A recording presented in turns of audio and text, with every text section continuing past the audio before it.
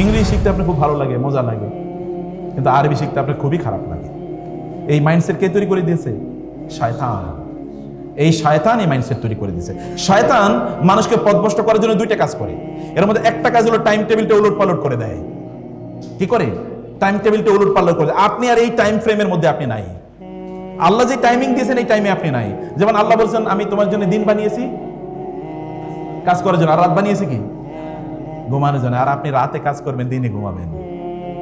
শয়তান কিন্তু অলরেডি কি সফল, কারণ শয়তান এই পথেই ঢুকছে।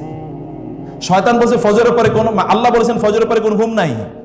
ফাইদা কুদিয়াতিস সালাতু ফান্তাশিরু ফিল আরদ, ফজর শেষ, জমিনে ছড়িয়ে পড়ো, তুমি তোমার রিজিক অন্বেষণ করো। আর আমরা কি করছি? ফজরের পরে ফরজ ঘুমটা ঘুমাই। এর রাতে আমরা একটা নফল ঘুম ঘুমাইছিলাম। ফজরের পরে ঘুমটা মূলত ফরজ ঘুম। তা আপনি কিভাবে গোটা পৃথিবী আপনি নিয়ন্ত্রণ করবেন? কিভাবে নিয়ন্ত্রণ করবেন? গোটা পৃথিবী আপনি চালাবেন কিভাবে? আল্লাহ নিজামকে শয়তান উল্টে দিছে, আপনি ওই উল্টানোর ফলোয়ার হয়ে গেছেন। আমি গতকাল আমার বাচ্চাদেরকে বলেছিলাম, ফজরের পরে আমি ওদেরকে নিয়ে একটা হালাকা সেশন করি 1 ঘন্টা। আমি বলছিলাম যে বাবা, আমি মাদ্রাসায় পড়েছি আলিম পর্যন্ত, গ্রামে আলিম পর্যন্ত, জীবনে কোনোদিন, গোটা জীবনে আলিম পর্যন্ত ফজরের পরে কোনোদিন ঘুমাইছি আমার মনে পড়ে না। ফজরের পরে ঘুমাইলে মানুষ বলে এটা কি পাগল নাকি, এটা ফজরের পরে ঘুমাই কেন? এশার পরে কোনোদিন জেগেছিলাম, এটাও কোনোদিন মনে পড়ে না। মাগরিবের পরে সারা কোনোদিন খাইছি, মানে এশার পরে কোনোদিন রাতের খাবার খেয়েছি, এটাও কোনোদিন মনে পড়ে না। আমি কিন্তু তখন আলিম, মানে ধরেন তো কমপক্ষে 20-21 বছরের কথা বলছি।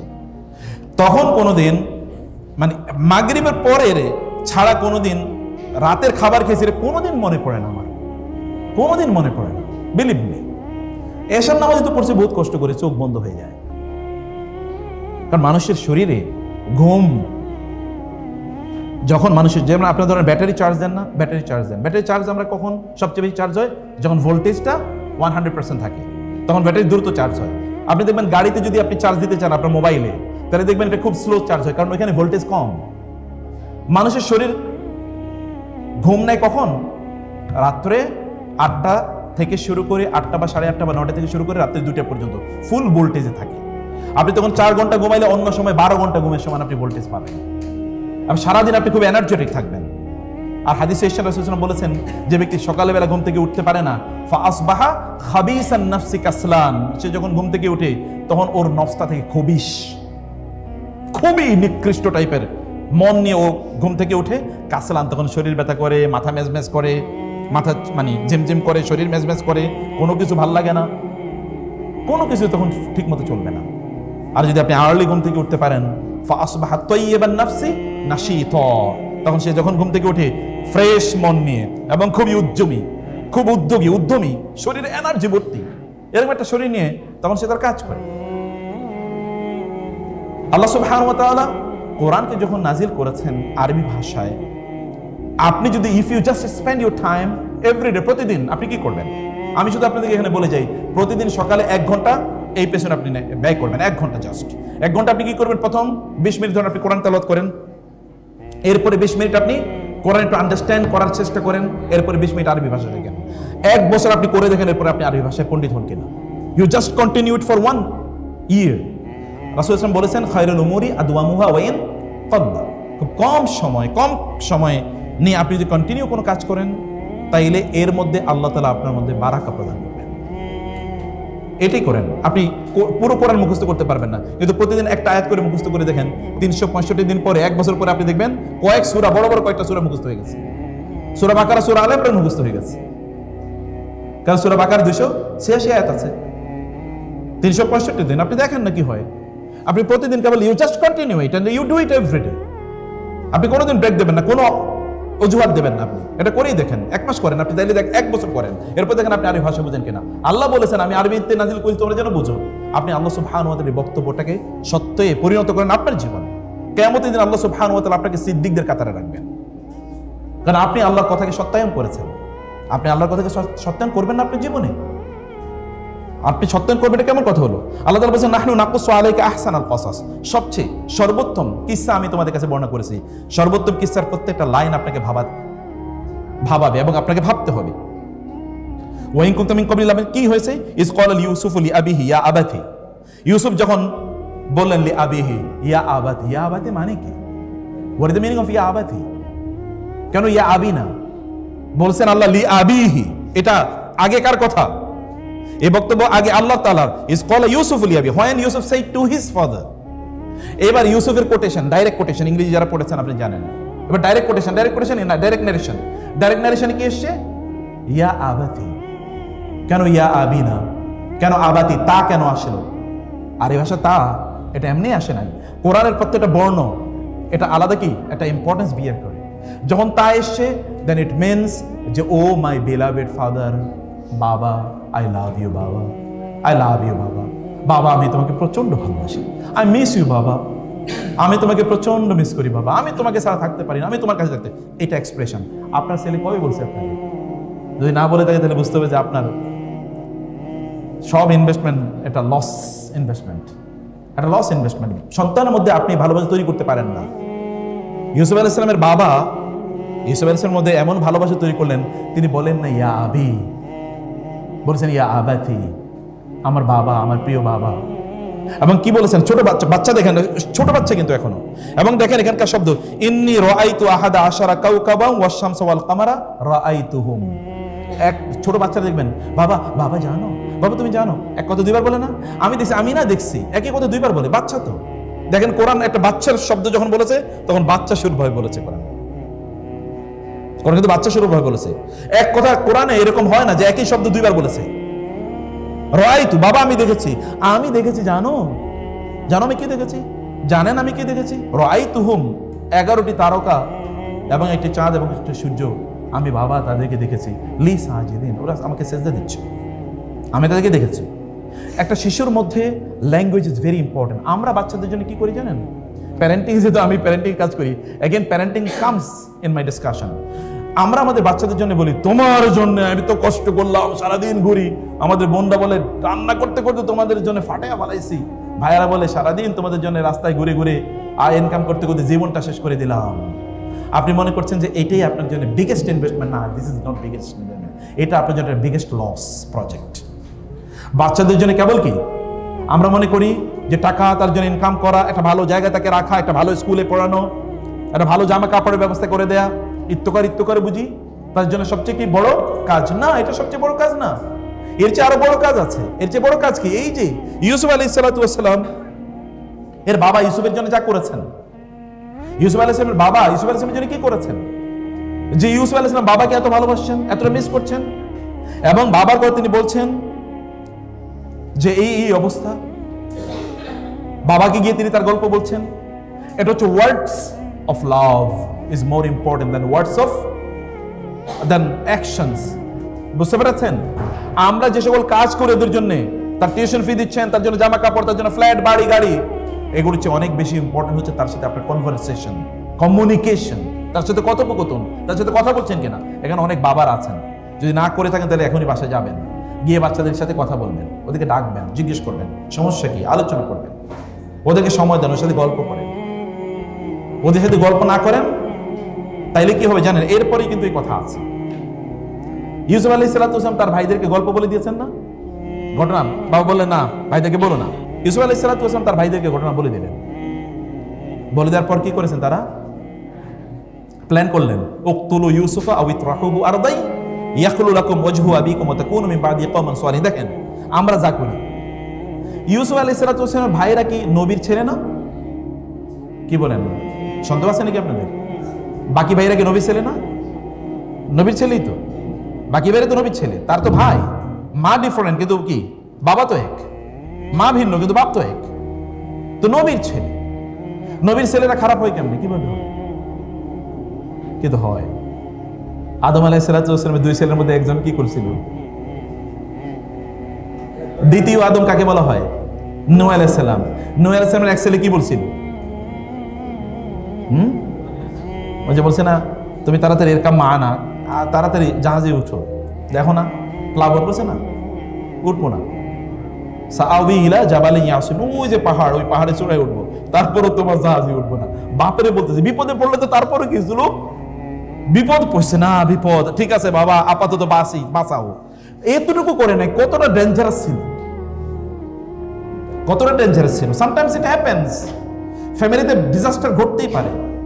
ডিজাস্টার ঘটলেই আপনার মনে করার কোনো কারণ নাই, আমি বুঝি অনেক বড় অন্যায় করে ফেলেছি, ভুল করে ফেলেছি। তবে হ্যাঁ, অ্যাপ্রোচে কিছু প্রবলেম আছে। এখানে যেমন আছে, এখানে কি হচ্ছে, ইউসুফ আলাইহিস সালামের ভাইরা যখন ইউসুফ আলাইহিস সালাম তাদেরকে গল্প বলে দিলেন, বাবা বললেন না তুমি এই কথা বলো না, ইউসুফ আলাইহিস সালাম তাদেরকে বলে দিলেন।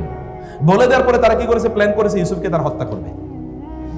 উকতুল ইউসুফ, ইউসুফকে হত্যা করো, অবিত্র আর দাও, তবে এমন জায়গায় তাকে ছুঁড়ে ফেলে দাও, এমন একটা এলাকায় তাকে ফেলে দিয়ে আসো যেন কেউ তাকে কিনে নিয়ে যাও, বাজারে বিক্রি করে দেয়। আর তোমরা ইয়াখলু লাকুম ওয়াজহুয়া বিকুম, দুটো তারা কেন করছে, ইয়াখলু লাকুম ওয়াজহুয়া বিকুম, এরপরে তোমাদের বাবা আমাদের বাবা আমাদেরকে অনেক ভালোবাসবে। তার মানে এখানে কি ছিল, ছেলেদের একটা গ্রিভেন্স ছিল, তাদের একটা পারসিভড আইডিয়া ছিল, বাবা বুঝি ইউসুফের বেশি ভালোবাসে, আমাদেরকে কম ভালোবাসে। অতএব বাবার ভালোবাসা পাওয়ার জন্য তারা কি করেছে, ইউসুফের হত্যা করবে যেন বাবা তাকে ইয়াখলু লাকুম, আপনি দেখেন না কোরআন কি বলছে, ইয়াখলু লাকুম ওয়াজহুয়া বিকুম, what is the meaning of this sentence? বাবা এবার তোমাদের দিকে অনেক বেশি তাকাবে, তোমাদের প্রতি মনোযোগী হবে, তোমাদের দিকে দৃষ্টি দেবে। এবং তোমরা তো একটা আকাম করছো, তারা কিন্তু বুঝে, তাদের কমন সেন্স ছিল। আমাদের মতো এখন অপরাধীরাও তার পক্ষে না, আমি কোনো অপরাধ করি নাই। দেখছেন হাজার হাজার মানুষের যারা মারছে, তারপর ওদের মধ্যে কোনো অনুশোচনা আছে? বুঝেন না আপনারা? এই যে হাজার হাজার মানুষের মারলো, ওরা কোনো অনুশোচনা করছে না, আমাদেরকে মাফ করে দেন, বরং বলে না আমরা আগে যা ছিলাম আমরাই ভালো ছিলাম, ইয়া আপা কাম রেস্কিউ আস, আপা আসেন আমাদেরকে বাঁচান। কোন অনুশোচনা আছে এদের মধ্যে? কোন অনুশোচনা নেই। কিন্তু এই ভাইদের মধ্যে অনুশোচনা ছিল। তারা বলছে ওয়াতাকুনু মিন বাদি কওমান সালিহিন, এরপর আমরা ভালো মানুষ হয়ে যাব, এরপর আমরা তাহাজ্জুদ গুজার হব, নামাজ রোজা পড়বো, আমরা খুবই ইবাদত করব, তাওবা করব, এগুলো সব ভালো হয়ে যাব। আগে ওরে মারলে এরপর বাবা আমাদেরকে ভালোবাসবে, এরপর আমরা ভালো মানুষ হয়ে যাব। দেখছেন কি সুন্দর ইয়ে নিয়ে তারা একটা প্রেমিস, একটা আর্গুমেন্ট এবং কিছু রিজনিং, অর্থাৎ তাদের পক্ষে সুন্দর একটা যুক্তি তারা উপস্থাপন করছে। আচ্ছা একটা খারাপ কাজ করি, আমরা তো এরকম খারাপ কাজ করি, আচ্ছা ঠিক আছে এরপর ভালো হয়ে যাবো, একটা খারাপ কাজ করি। শয়তান আমাদের রুটিনটাকে এলোমেলো করে দেয়, এটা শয়তানের কাজ। শয়তান রুটিনটাকে এলোমেলো করে দেয়, আপনি আর তখন ঠিক মতো চলতে পারবেন না, কোনো কিছু ঠিক মতো হবে না, না নামাজ, না কোরআন, না ইবাদত, না অন্যান্য কার্যকলাপ, না বাচ্চাদেরকে সময় দেয়া, না স্ত্রীকে সময় দেয়া, না বাবা মাকে সময় দেয়া, কোনোটাই আপনার ঠিক মতো হবে না। এটা শয়তানের এক নম্বর এজেন্ডা এবং সবচেয়ে বড় কাজ এটা, এবং সবচেয়ে বড় কাজ। বলা হয় শয়তান তার সব চেলা চামুন্ডাকে ডেকে বলেছে মানব জাতির পথভ্রষ্ট করতে হবে, তোমরা আমারে পরামর্শ দাও করবা কি? তো একটা ওই পিছনে বলা ছিল, ওর কাছে খুব ভালো আইডিয়া নাই, ও বললো যে এটা করলে ভালো হয়। বলে পাইছি, তুই তো ঠিক মতো আইডিয়া দিছিস, তোর আইডিয়াই তো ঠিক আছে। এখন দেখেন সব উল্টা পাল্টা চলতেছে। শয়তান ওই আইডিয়া কিন্তু নিচ্ছে, ওই আইডিয়াতে এখন সব বাজিমাত করে ফেলছে সবাই। সম্মানিত ভাইরা, আপনারা যদি রাইট ট্র্যাকে থাকতে চান, ঠিক মতো যদি আপনাদের সময়টাকে কাটাতে চান এবং যদি আল্লাহওয়ালা হতে চান, তাহলে আপনাদেরকে রুটিন মোতাবেক কাজ করতে হবে। এবং আপনাদের রুটিনের মধ্যে অন্যতম প্রধান একটা ফুড রাখবেন। ফুড, সেই ফুডটা কি? দ্য রিসাইটেশন অফ দ্য কোরআন। কোরআনের তেলাওয়াত, এটা কিন্তু খাবার, এটা খাবারের মতো খাবেন, এটা খাবারের মতো খাবেন। যদি খান এটাকে, তাহলে দেখবেন সব কিছুর মধ্যে বরকত, সময়ের মধ্যে বরকত, কাজের মধ্যে বরকত, বাচ্চাদের মধ্যে বরকত, স্বামী স্ত্রীর মধ্যে বরকত, পিতামাতার মধ্যে বরকত, চারিদিকে বরকত, সব জায়গায় বারাকা। কারণ হাদিসে এসে রাসূলুল্লাহ সাল্লাল্লাহু আলাইহি ওয়াসাল্লাম বলেছেন, যেখানে কোরআন পাঠ করা হয় সেখানে 5টি জিনিস ঘটে। এটা কি? ফেরেশতারা ওই অঞ্চলটাকে ঘিরে রাখে, শয়তান ওইখান থেকে দূরে সরে যায়, কল্যাণ ওইখানে বাড়ে, অকল্যাণ ওইখানে কমে, ওইখানে যারা বসবাস করে তাদের জন্য ওই অঞ্চলটা বা ওই বাসাটা প্রশস্ত হয়ে যায়, সবাই মিলে ওইখানে তখন থাকতে পারে। এরকম একটা অবস্থা তখন তাদের জন্য তৈরি হয়ে যায়। আল্লাহ সুবহানাহু ওয়া তাআলা যেন এই সূরাটা যদি ইফ আই গেট টাইম, তাহলে আমি একেবারে শব্দ ধরে ধরে আপনাদের সামনে আলোচনা করব, because I love this Surah very much. কারণ কি, ওই যে বলছি কেন এই সূরাটা রাসূলের উপর নাযিল হয়েছে মনে আছে? আপনারা জানেন, আপনারা রাসূলুল্লাহ সাল্লাল্লাহু আলাইহি ওয়াসাল্লামের স্ত্রী মারা গেছেন, তার চাচা মারা গেছেন, দুইজন। আর তায়েফের ময়দানে গিয়ে কি খেয়েছেন? রক্তাক্ত হয়ে এসেছেন। এত 3টা ট্র্যাজেডি, এই 3টা ট্র্যাজেডির পরে এরপরে আল্লাহ তাআলা তার কাছে এই সূরা নাযিল করে বলেন, আপনি তো মন খারাপ করতেছেন কেন? দেখেন না ইউসুফের আপন ভাইরা হত্যা করার জন্য এরকম পরিকল্পনা করছে, তা আপনি মন খারাপ করছেন কেন? এরা তো আপনার আপন ভাই না, তোরা আপনাকে জুলুম করছে, এরকম করছে। ইউসুফের প্রতি তার চেয়ে বেশি জুলুম করছিল, অথবা আপনার মন খারাপ করার কোনো কারণে রাসূল মন প্রফুল্ল হয়ে গেছে সূরাটা পাওয়ার পর। তিনি বুঝেছেন যে এটা ভেরি ন্যাচারাল, যে আপনি অনেক বড় হতে হলে অনেক বড় বিপদের মুখে আপনাকে পড়তেই হবে। আমরা যেন ইউসুফ আলাইহিস সালাম কি করেছেন, তিনি ধৈর্য ধারণ করেছেন, ধৈর্য ধারণ করেছেন। এরপরে কি হয়েছে বলেন তো? যাকে ওরা হত্যা করতে চেয়েছে তার কাছে তারা ফিরে গিয়েছে।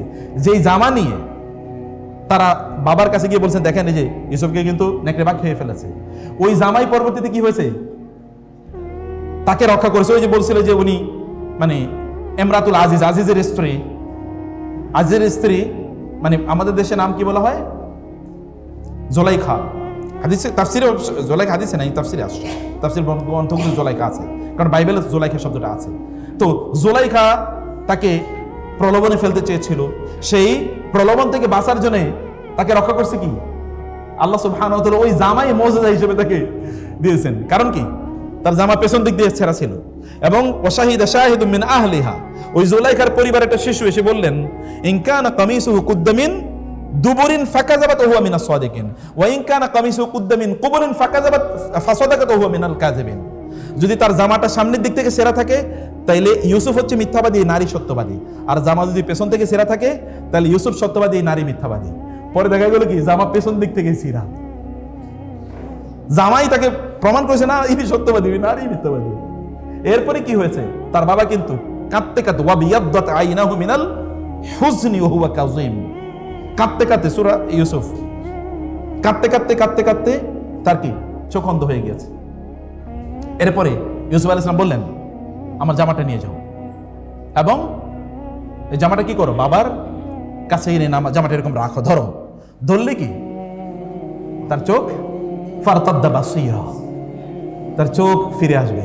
সত্যি যখন এখনো কিন্তু জামা নিয়ে আসে নাই, তোমাদের বলেন ইন্নী লাআজিদু রিহা ইউসুফ লাউলা আন তুফান্নিদুন, তোমরা যদি আমারে বলো যে, তোমরা যদি না বলো যে আমি পাগল, এখন যদি তোমরা না বলো, আমি নিশ্চিত করে বলতে চাই আমি ইউসুফের জামার গন্ধ পাইতেছি।